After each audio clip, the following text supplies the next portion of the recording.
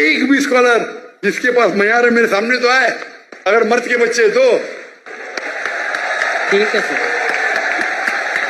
آپ کے پاکستان میں کوئی اگر عیسائی اسکالر ہے تو 20,000 اپنی تقریر کے لیے لے کے آ سکتا ہے. میں اسے ریپیٹ کرنے کو تیار ہوں.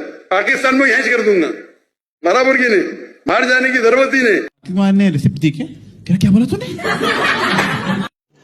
رکو ذرا, صبر کرو, بولا دھکا بکی نہیں کرنے کا. میرا نام پادری علیشہ فیض عالم ہے اور میں ڈاکٹر صاحب سے سوال یہ کرنا چاہتا ہوں کہ ڈاکٹر صاحب نے جو ہے کراچی کے اندر ایک چھوٹا بچہ تھا, کرسچن بچہ, جسے ڈاکٹر صاحب نے جو ہے کہا کہ کوئی مرد کا بچہ جو ہے کرسچنز میں سے, ان کے اسکالرز میں سے آئے اور میرے ساتھ جو ہے وہ ڈیبیٹ کرے. اور ایک جو ہے انہوں نے شرط بھی عائد کی کہ پہلے یہ ہونا چاہیے کہ اس نے 20,000 کے مجمع کو جو ہے اس میں تقریر کی ہو.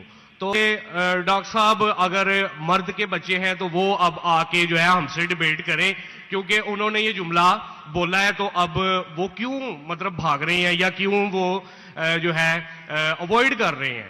تو میرا ڈاکٹر صاحب سے سوال یہ کہ اگر آپ نے ڈیبیٹ نہیں کرنی تھی تو آپ نے پھر چیلنج کیوں دیا, وہ بھی پاکستانی اسکالرز کو. جی بہت شکریہ ڈاکٹر صاحب.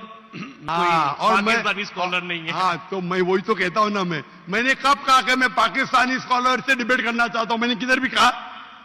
کیسا لگا میرا مذاق؟